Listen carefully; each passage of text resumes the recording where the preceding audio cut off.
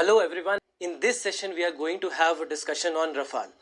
Now when we talk about Rafale, you'll see that last few days all the newspapers, all the websites, all the news channels have been flooded with the news about Rafale. Some are talking to you about all the properties that Rafale has.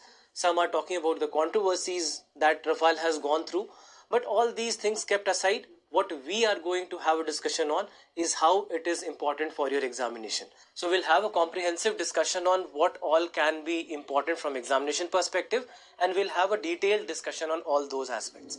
We'll start with some of the basic facts about Rafale first, and once we have been through it, this is when we'll talk about all the topics of discussion, whether from prelims or mains point of view. So first of all, when we talk about this aircraft, what are some of the basic details that one should know? First of all, country of origin is France. The manufacturer is Dassault. Now here comes one very interesting fact. How do you pronounce these two? You have this word right here, and then you have Rafale itself. So if you would ask somebody who is French how to pronounce this, they would say Dassault. For them, this will be something like this, and Rafale would be something like this. If you do the indigenization of that, probably you say Dassault Rafale and whatever. So probably I'll also say Dassault, but that doesn't matter. But just understand that this is how you pronounce it. Moving forward, you have the generation. It is said to be 4.5 generation fighter jet. So what is the meaning of 4.5 generation fighter jet? This is also something we'll have a discussion on. The maiden flight, the first flight was taken in July 1986. So these are some of the basic details about it. Let's move to what exactly are the specifications. So in terms of the specifications also, few of the things that are noteworthy are about dimension, its performance and weight. The store stations are not important for the examination. If we talk about the dimension, the wingspan is 10.9 meters, the length is 15.3 meters, and the height is 5.3 meters. Although there are three different variants that you have for Rafale, you have the variant called as B, C, and M. And we'll have a discussion on what is B, C, and M and how they are different from one another. We'll have a discussion on it. Then you have performance. The maximum speed that it can take is 1.8 Mach. Now what is the meaning of Mach? You all must be aware of it. Mach, when we say 1 Mach, we basically mean the speed of sound under normal circumstances, meaning normal temperature, normal pressure at sea level, all these conditions being met, the speed of sound would be called as 1 Mach. So when we say 1.8 Mach, you are talking about a multiplication factor of 1.8 on the speed of sound, right? So this is the maximum speed that it can take. Then after that, the service ceiling, meaning what is the highest altitude or highest height up to which it can go, and that is 50,000 feet. So these are few of the information about its performance which can be important. And then coming to the weight part, overall weight is 10 tons, maximum takeoff weight is 24.5 tons, meaning empty weight plus the weight of the fuel plus the weight of all the weapons that you are carrying plus the weight of anything extra cargo that is being carried plus the weight of the pilot. When you include all these, the maximum weight cannot go beyond 24.5 tons. So these are two things that needs to be understood. So these are just basics, and I don't expect any question to come from this aspect. And this is where we go to the aspects which can be important. Because first of all, why is there so much of joy when Rafale comes to India? Rafale has been in news perhaps for last 8 to 10 years now. And it has been in constant controversy also since the time immemorial, right? So all that has happened, lot of controversies, issues with respect to pricing and everything. But all that we are going to keep aside, nothing important from examination perspective. So if we talk about the features, and this is where it becomes interesting, because first of all, you will see this word being always associated with Rafale, that it is an omni-role aircraft. What is the meaning of omni-role? And if you go by the website of Dassault, it talks about 4 factors: versatility, flexibility, survivability, and interoperability. What is the meaning of these 4 terms and how do we define them? First of all, when we talk about versatility. So we are talking about its versatility mainly because it is capable of carrying many kinds of functions together. When we are talking about versatility, it means that with the same set of systems that are on board on this aircraft, it will be able to perform various functions. It will be able to perform various kinds of functions, various kinds of missions. And that is the meaning of versatility. At the same time, when we talk about this particular term, that is interoperability, we are talking about the fact that it can work with other systems also. It can work with other aircrafts. It can work with the technologies that are present in other subsystems which can be used along with this aircraft. For example, let's say apart from France, there is a US based technology or US based aircraft, US based weapons. Most probably it can operate with all that. So interoperability becomes a major factor in it being called as omni role. Now at the same time, there is another word, that is survivability. Survivability term has been used mainly because of 2 or 3 factors, and mainly that is to do with its electronic warfare. The kinds of sensors that it has, the kinds of radars that it has, the stealth technology that it takes use of, all these make it very difficult for an enemy to look into it or to target it. All that makes it very difficult for an enemy to target it. And because of all these factors, the term survivability is being used for Rafale. At the same time, we are talking about flexibility. And flexibility is being used mainly because it is capable of carrying different kinds of functions at once. For example, it can go on a coercive mission, it can go on a preventive mission, it can be cancelled. The mission can be cancelled almost at the very end of the discussion. So because of all these factors, flexibility term is being used. So don't confuse between these two. Versatility basically is saying that with the same set of systems, different kind of missions can be carried out. But when we talk about flexibility, we are saying that at the same time, different kinds of missions can be planned with it. So that is the difference between when we say what is flexibility and versatility as per the website of the aircraft. So these features make it very special, and that becomes the reason why it is being called as omni role. Now that we have discussed all the features of Rafale, let's have a discussion on what makes it so special and why are we so much after this particular aircraft. Now, few of the things that you need to understand, some of the technicalities that I'll use here, some of the technical terms that I'm going to use here, they can be directly relevant for your prelims examination. So try to keep a track of all these information that I'm giving you here. So first thing that we are talking about is that it is omni role by design. Now this is something that we just discussed, that how exactly does it become omni role. So we know that we can use it for a strike mission, we can use it for a reconnaissance mission, we know that it is nuclear capable, so at the same time it also becomes a nuclear deterrent. It can be used for buddy to buddy refueling as well, and this is something that we also saw when the batch of Rafales were coming from France to India. There was a display that was made also, that how air-to-air refueling would be done using Rafale. So that is another part of the whole idea of it being omni role. So all these aspects add to the entirety. Then after that, we are saying that it has a fully optimized airframe. What is the meaning of fully optimized airframe? First of all, what we are looking at is that even if the angles of strike are very high or very difficult, even in those conditions it is able to perform very well. It is able to perform under all these kind of conditions, and this also makes it very special because you will be able to use it in areas or terrains which are very difficult to handle. You will be able to carry out operations which might not have looked to be easy in the given scenario. So in these cases also it becomes very easy for us to use it in the areas whether related to Pakistan or in the areas, the higher mountainous areas of all these areas which are normally very difficult to operate from. These are the areas where we'll see that an airframe that Rafale has will make a huge difference. Not only this, the engine that it has. If you want, you can note down the name of the engine as well. The M88-2 turbofan engine.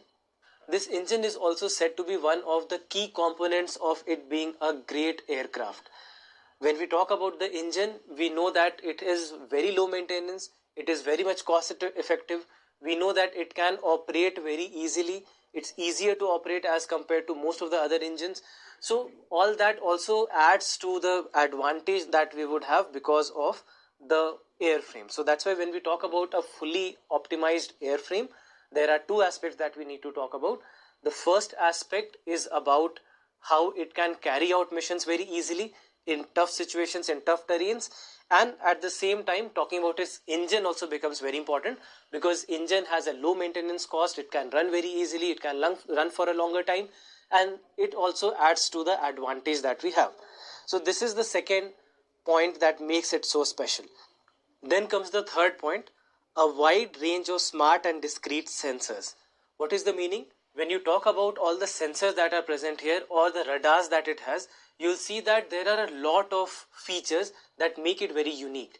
For example, if we talk about the radar, then you have something called as AESA radar, which basically stands for Active Electronically Scanned Array Radar. So what does it do? When you talk about this particular radar, there are a couple of features that makes it very unique to have. First of all, this radar will make it capable of targeting multiple targets at the same time. Then after that, when you talk about the terrain, it will be able to generate a 3D map of the terrain as it is moving forward. So this becomes a very, very important feature to have, especially in blind conditions. So all these kind of things with this radar makes it very special. After that, if you talk about the sensors that are on board, so you have sensors which will make it very much, almost you can say, undetectable. You have sensors which will help us move even in daytime or during the night time without having any problems. There are laser based sensors which are present on board. So because of all these things, the survivability aspect that we had discussed, that comes into picture. It is able to target multiple units at the same time. It is able to target the things during the daytime also, during the night time also. So all these kind of things makes it very unique to have, and that's why we are talking about a wide range of smart and discrete sensors. The next thing that we have is built-in supportability. Now, when we talk about the support system which is on board on Rafale, you'll see that these are the same support systems that we also have on Mirage 2000. And Mirage 2000 has been one aircraft which is combat proven. We have seen that in France, we have seen that in India, and we know that it is combat proven. So all the support systems that are on board with Mirage, Rafale is also going to have the same support systems, because we know that it is already a very stable support system which has been working very fine all across the world wherever Mirage 2000 is present. Then after that, the next point that comes into picture is a full range of advanced weapons, and this is a point that becomes very important for you, especially from the prelims point of view. And when it comes to the advanced weapons, we have to discuss a couple of names also, and these names have been very often discussed in the newspapers, on the news channels, on the websites, etc. also. So that's why knowing about these names also become important. Especially what you need to know is what exactly do they stand for. You need not go into the details of each and every one of them, but at least you need to understand what they are. So when we talk about the advanced weapons that are on board, the first name that comes into the picture is Mica. And when we talk about Mica, this is something which is called as Beyond the Visual Range Missile, meaning that it has a range which can go beyond 20 nautical miles or 37 kilometers as well. So it has a missile that can target so far off. So this is basically an air-to-air missile. Then after that, the second one that you need to know is about Meteor. Meteor is another air-to-air missile, and this is a missile that will have a range of probably more than 150 kilometers, which is a huge advantage to have for any aircraft which is running. This is, again, if you want, you can note this down as well, that it is also ramjet powered. This missile is going to be ramjet powered missile.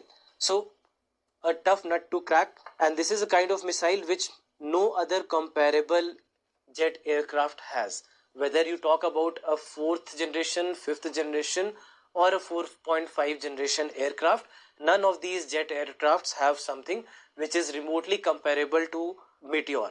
So it's a big advantage to have in air combats. Then after that, you have another name that will often be seen, and that is Hammer. Now when it comes to hammer, this is, in simple terms, you can say these are bombs which are supposed to be dropped from air. So basically, in a way, you can say these are air to ground bombs. Now air to ground.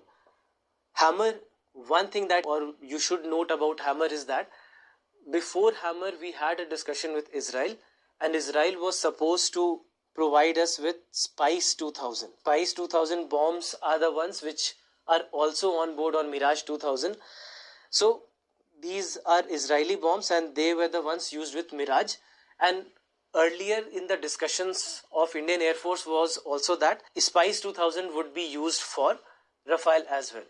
But because there is no testing that has been done with Spice 2000, we don't know how it will work, how compatible it will be, and all those kinds of testing needs to be done currently. So given the scenario, what India decided was that we'll hold Spice 2000 for now, and since hammer is already on board, hammer has been used with Rafale before, in the combat situations also it has been used. So in that case, it becomes easier for us to use something like hammer instead of go for something new, test it out and then see whether it works or not. So this is where hammer comes into picture, and we have seen that the aircraft which have come to India are coming with hammer installed on them. Then after that, there is another name that you need to understand. This is Scalp. Now what is Scalp? Scalp is something which is also called as a standoff missile. Just understand the meaning of this term standoff. This is also called as a standoff missile. What is the meaning of standoff? See, what happens in a combat situation many a times, and especially we are talking about a land-based combat or a sea-based combat. In such situations, many a times what will happen is that your army or your navy would be stuck. And you would need air support so that you can pull them out very easily. You can pull them out without causing any harm to them before they run into any kind of a bad situation or into a problem. So this is where a standoff missile comes into a picture. That standoff missile will start to target the enemies in a way that you can easily bring your soldiers back. You can easily rescue your soldiers or the navy. So this is what is the meaning of a standoff missile. And when we talk about Scalp, Scalp is something which is called as a standoff missile. And again, that is the reason why this also becomes an air-to-ground missile. This also becomes an air-to-ground missile which could be used in real combat situations. Then after that, you also have something called as AM-39 Exocet missiles, which are basically anti-ship missiles. These are anti-ship missiles. Then you also have laser-guided bombs. You also have unguided bombs. You also have internal cannons. And most importantly, which becomes very relevant for Indian context, that special bombs or special weapons which are to be customized according to our needs can also be used. So for example, and we'll have a discussion on that we are also looking into the prospect of BrahMos being set into Rafale or BrahMos being used along with Rafale. We'll have a discussion on this, just wait for 5-10 minutes. So all these with respect to weapons make it very, very special, and that's why you'll see that because of all these options that are available, it becomes omni-role in this sense as well when it comes to weapons.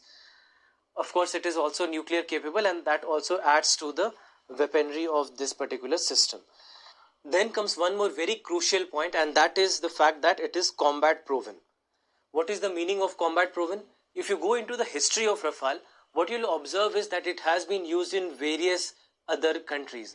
For example, when it comes to the first examples, you will see that Afghanistan is where it was a part of lot of combat missions.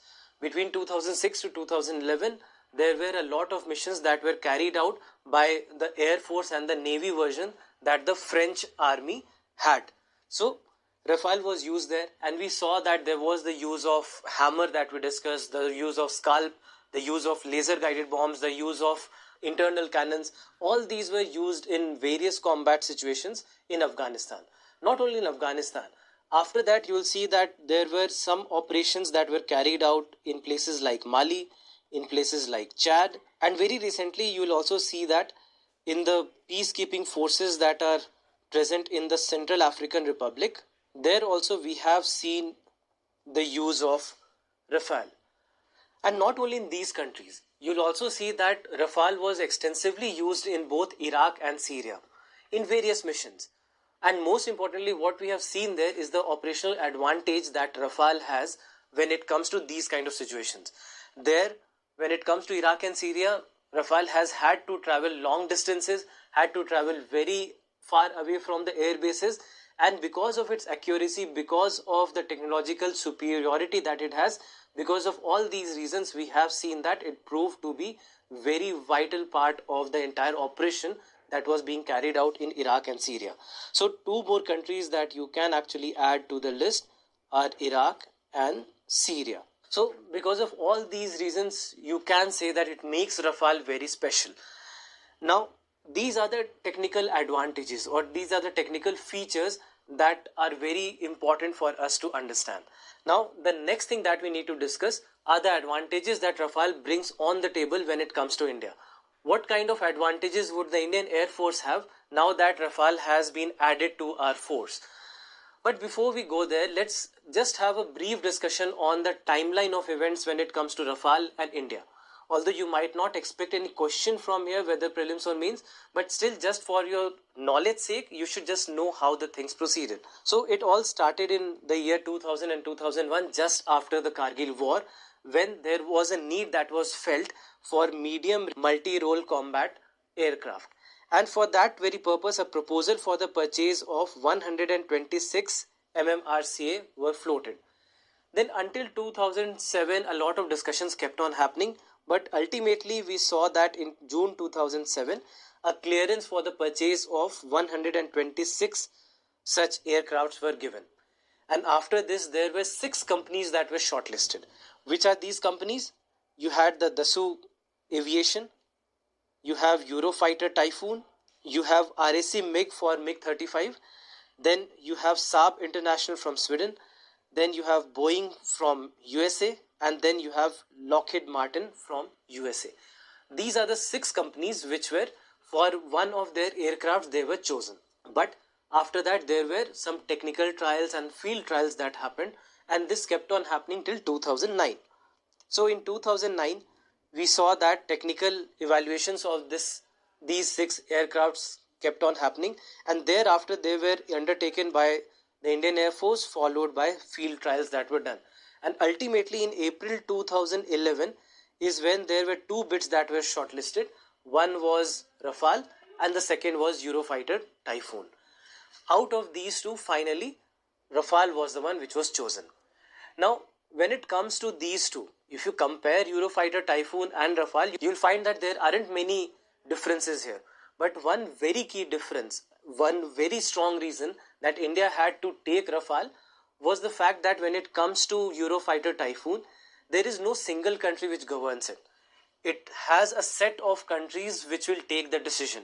You have countries like Britain, you have countries like Germany, and very importantly, we needed something which is nuclear capable.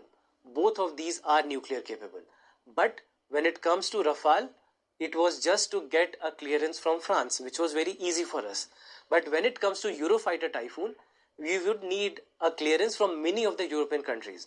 And when it comes to countries like Germany, they are not very keen to providing something which is nuclear capable to other countries. So that might have come in the way, because getting clearance from a body or a set of countries would have been very difficult for us. So that became one of the strong reasons why we did not go for Eurofighter Typhoon, and we thought that Rafale will be a better option for us. Not only this, one more very important reason for us to choose Rafale was also Mirage. We have Mirage, we have been using Mirage for a very long time now, and very successfully. Mirage also belongs to Dassault.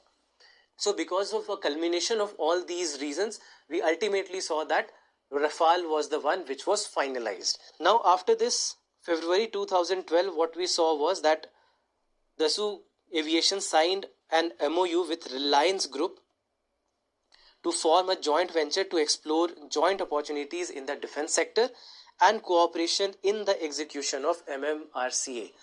Now, there were some controversies that happened here. We don't need to go into the details, but you need to know only this, that Dassault was not a big fan of HAL. It did not feel that HAL will be able to accomplish everything that they wanted. and that is when they actually started to look into Reliance instead of looking at HAL back in 2012. After that, we saw that everything went into a stalemate, not much happened, lot of controversies in the agreement that was supposed to be signed. There were issues related to costing, there were issues related to what needs to be included in the final aircraft, what weapons would be added. All these things were left kind of unanswered. And this became the reason why you'll see that not much happened up to 2015. But in 2015, when our Prime Minister Narendra Modi went to France, and this is when he announced that India would buy 36 Rafale jets in fly-away conditions. Earlier, the agreement that we had was that some would be taken in fly-away conditions, others would be produced in India with the help of HAL, where the government of India wanted Dassault to take the responsibility of whatever is being produced by HAL, which Dassault had completely declined.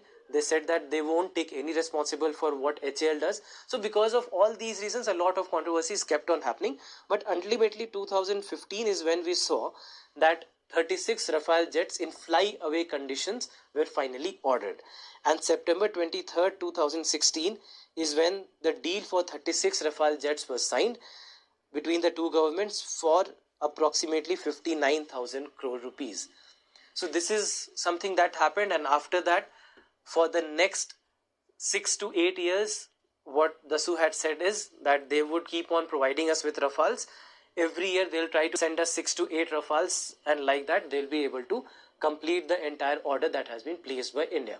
And then finally happened the arrival of Rafale. Now, you all know that there are 5 Rafales that have been delivered for now, 28th of July 2020. And in total there are 36 aircrafts that are supposed to arrive in India. Now, one thing that you can note is that out of these 36 aircrafts that are coming, 28 would be single-seater versions and 8 of them will be twin-seater versions. In total, as we had discussed towards the beginning of the lecture also, there are 3 major variants that Rafale has. These are B, C and M. These are the 3 major variants. Just to note out small differences between the 3, when you talk about B, this is a twin-seater version, C is a single-seater version, and even M is a single-seater version. B is land-based, C is also land-based, and M is something that will be used for carrier operations. So these are the 3 variants that Rafale has. So what we have ordered is 36 in total, out of which 28 are going to be single-seaters and 8 are going to be twin-seaters. Now, you have to understand that for most of the combat operations or rescue operations, etc., you always see that single-seater versions are used. Twin-seater versions are normally used for training purposes. So that is the basic difference, and that is the reason why majority of the orders that have been placed are single-seaters and only few of them that have been placed are twin-seaters. So this is again something that you should understand from this point of view. So with this we come to the end of the timeline discussion of the whole event. Now let's move to the next topic. So this is a brief timeline of events of what happened with Rafale. Not very important from examination perspective, just for the sake of completion. So then comes a very important topic, and this is a topic which perhaps is not only important for your prelims but also from mains perspective. What are the advantages that India holds when Rafale comes to India? So first of all, it being an omni-role aircraft, and we have discussed in detail what is the meaning of omni-role. Then the fact that it is ahead of most of the contemporary competitors, meaning most of the other fighter jet aircrafts which belong to either 4th generation, 4.5 generation or the 5th generation, we see that it actually can stand against it. For example, if we take the F-16s that Pakistan has, against F-16s it will not face much of a problem. F-16 is a 4th gen aircraft. It is far more inferior as compared to where Rafale stands today. So there is no comparison perhaps between F-16s and Rafale. Although when we compare F-16 and Mirage being a 4th generation aircraft that India has, even with that we have seen that Mirage has been seen to have an upper hand. So this is with Pakistan. If we talk about China, with China you know that China has a 5th gen aircraft, and even if you compare the 5th gen aircraft of China with Rafale, even in that case you will see that although on paper theoretically China has an edge because of all the technological advancements that have been made in the 5th generation aircrafts, but one very key factor is that it is not combat proven. We have seen extensive use of Rafale at various places in the world, but we have not seen something like that happen to the Chinese aircraft, that is J-20. So although J-20 on paper looks to be superior as compared to Rafale, but the fact that it is not combat proven might prove costly for them when it comes to a real warlike or a real combat situation. So these are few of the points when it comes to why we are calling it ahead of most of the contemporary competitors. So then the fact that it is combat proven, and again we discussed this, then comes the fact that it has some India specific enhancements, and this is very crucial. There are approximately 13 major enhancements or modifications that have been done on the Rafale which is being delivered to India. And most of these are because they want it to suit the Indian conditions. For example, some of the Rafales would have to operate from the Leh region. And when it comes to the Leh and Ladakh region, you know that it is a region of thin oxygen. It is a region which has a very low temperature. And because of all these reasons, there might be situations that might arise which may make it difficult for an engine to start. So the cold start conditions that come in these kind of regions are something that needs to be dealt with, and there are certain modifications that have been done accordingly. Then after that, certain other modifications have been done. For example, the helmet that is being provided to the pilot, that will be having more situational awareness. It will be able to give the data to the pilots much faster as compared to others. So these are, just to list a few, these are couple of examples that we know, but there are 13 major technical advancements or rather modifications that have been done.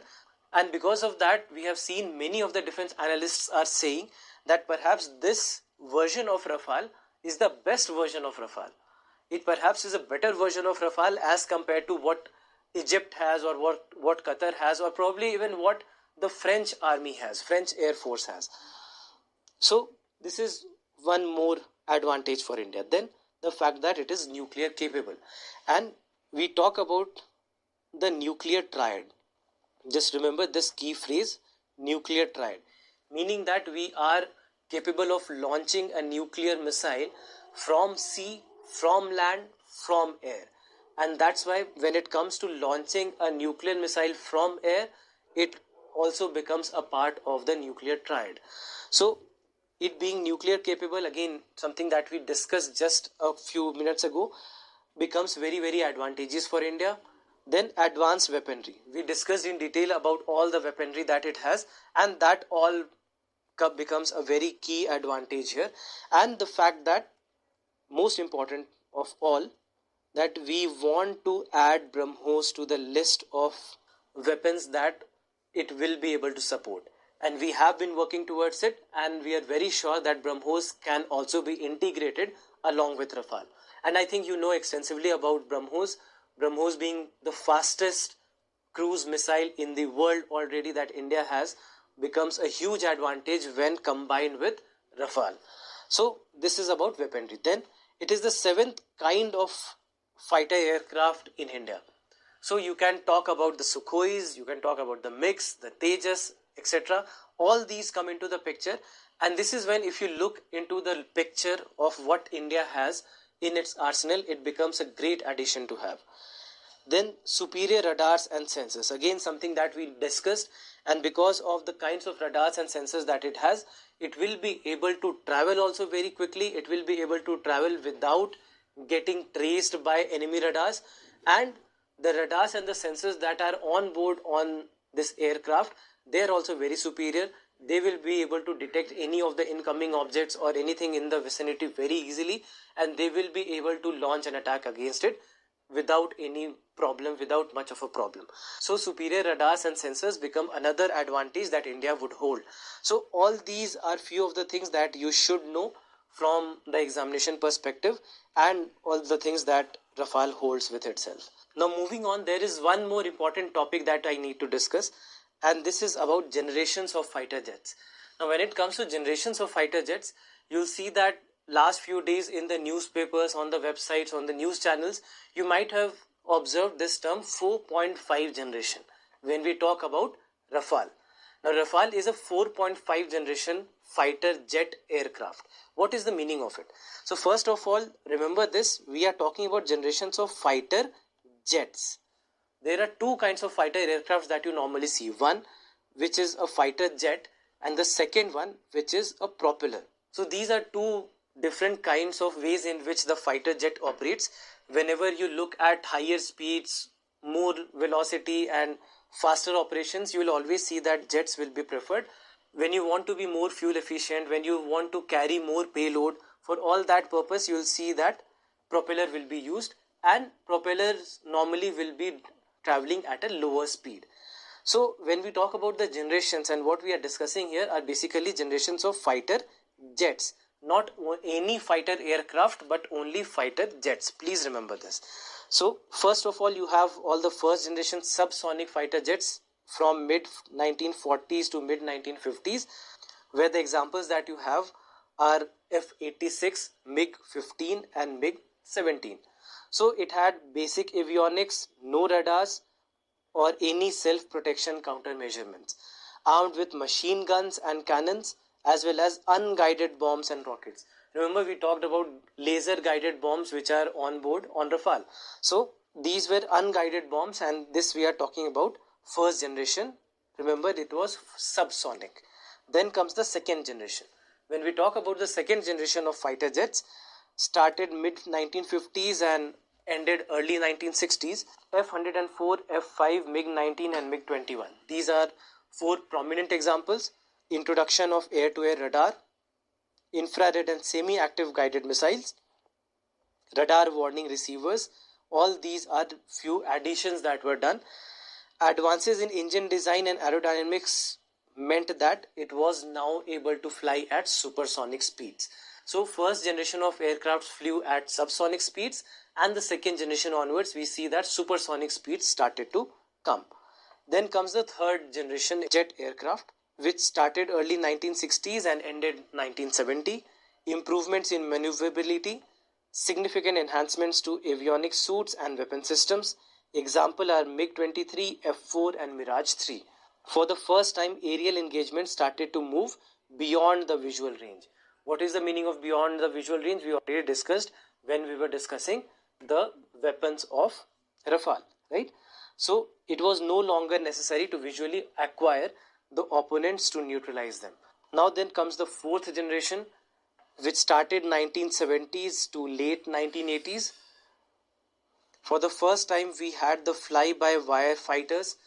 Examples are MiG-29, Sukhoi 27, FA-18, F-15, F-16 and Mirage 2000. Mirage 2000 is what we have, F-16 is what Pakistan has.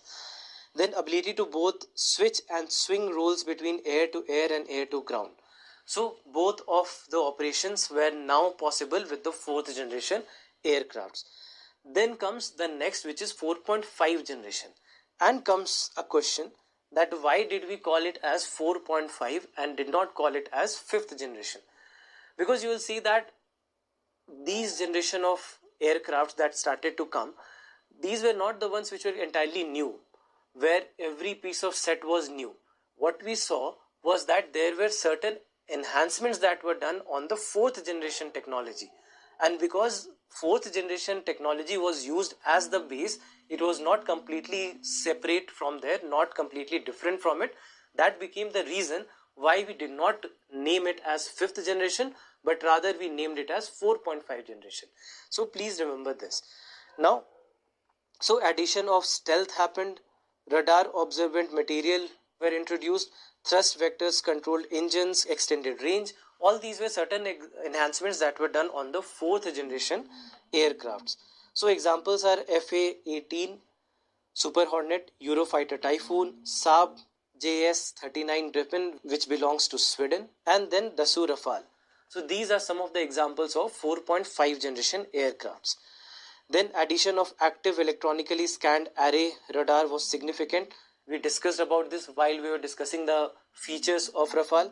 Fighter aircrafts have much greater scope to conduct multi-role missions, and that is one of the reasons why we also call Rafale as an omni-role aircraft. So all these are some of the important advancements that were done to the 4th generation aircrafts, so that they now became 4.5 generation aircraft. Then comes the 5th generation jet aircrafts, 2005 to today. So you have examples like F-22 Raptor, F-35, Sukhoi PAK-FA, J-20 of China. All these become the examples of 5th generation aircraft.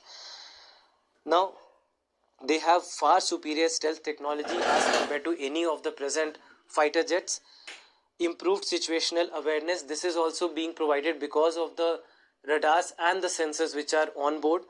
Then after that, one very key important advancement that happened in 5th generation was the enhancements or the advancements in the software. The kinds of software integration that was done on these aircrafts are far superior as compared to whatever happened until 4th generation. And this is very logical. If you start to think of it, most of the 4th generation or 4.5 generations were not produced today. They were produced in 1980s, they were produced in 1990s. We did not have much of software integration, or rather you can say the operating systems as you have today did not exist.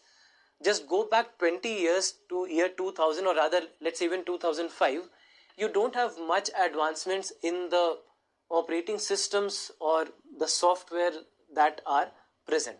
So that became one of the reasons why you will not see something like this in any of the 4th generations or the 4.5 generation aircraft, right? So this is a major change that has come up with the 5th generation.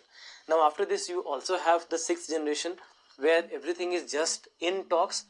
Countries like again France, where the company Dassault is actually involved, France, Germany, USA, UK, Russia, all these are actually also working on 6th generation. But most of these works that are happening, the results are probably not to show at least until 2030, 2035. So at least for the next 10 to 15 years, there is no 6th generation. They are still working on it, and perhaps 2035 to 40 would be when we finally see a 6th generation aircraft. So until then, 4.5 generation and the 5th generation aircrafts perhaps will be the most advanced aircrafts that exist. So this is about the generation of aircrafts. Now towards the end of this lecture, I want to discuss a brief topic, and that is the topic of defense procurement. Now, if you look at all the defense equipments that we have, all the weapons that we have, many of the weapons are not indigenous, or rather you can say majority of the weapons are not indigenously made. They are either taken, or you can say procured from Russia, from France, from USA, from many other countries. So this is something that has been a habit. Not only this, and there are many reasons also for this. For example, we know that there are certain advanced technologies which are already available. So we want to make use of it, and we go to certain countries and we get them, we procure them. Apart from that, cost issues are also there. You will see that many a times when we go to a country and buy these or procure these equipments, in that case we make it, or rather we buy it for a very small amount as compared to what would have happened if it was indigenously designed. Now these have been some of the issues of the past, where we have seen that these kind of roadblocks have been a major problem. For example, you can take Arjun. We are talking about Arjun battle tanks. Now if I just talk about this Arjun battle tank, the first time when the government had thought of having something like this was 1972. 1972 is when the government thought that something like this is required for India. But you will see that until 1996 nothing happened. And finally the first batch of Arjun tanks were delivered to the army in 2000. So there has been a delay of more than 35 years in something like this to happen. Now when the plan for Arjun tanks were being devised, at that point of time Arjun tank would have been one of the best in the world. But by the time it has come out, there have been lot of delays, there have been lot of changes, lot of modifications, lot of budget overruns, all these plus all the technological advancements that are happening. For example, if you talk about 1972, GPS was just a concept. you were not thinking of GPS at all in 1972. But a battle tank which is being inducted into the army in 2009 cannot even think of not having something like GPS. So there have been a lot of changes and modifications which kept on happening on this. And something which started with a budget of mere 15 crore rupees had inflated to 300 crore by the end of the entire project. So this is just one of the examples. If you just go by the examples, you will see that there are many other such examples in the past, and that's why defense procurement has been a major issue for Indian defense. Now, when you talk about defense procurement, and the first problem that arises here is the shortage of weaponry. Now, the shortage of weaponry and the equipments are not something that only hamper the efficiency of the armed forces. They also hamper the morale of the armed forces. You see that many of the times the armed forces know that they cannot win a battle. They are not very well equipped to win a war, go into a combat situation and come back victorious. So these kind of issues do arise. And because of all these issues, there are a lot of changes that needs to be done. Now here comes two important things, or rather two developments that have happened this year, 2020. First, the draft defense procurement procedure that was released in March, and then an improvement, or certain, you can say with certain modifications, something that was released, if I'm not wrong, 27th of July 2020. And that was, first, in March you had defense procurement procedure, or draft defense procurement procedure of 2020, and then in July you have defense acquisition procedure. So first, in March, the first draft of the policy was brought in. It was put into the public forum for the comments to come from all the spheres, and based on all these comments that were received by Ministry of Defense, they have come with the second draft. And then again, up to 10th of August, they have given the time that anyone who wants to comment or anyone who wants to suggest something, they are most welcome to do so. Now, if you look at this is something that becomes very, very important even from your examination perspective, that what are the problems with the defense procurement and what are the various steps that are being taken.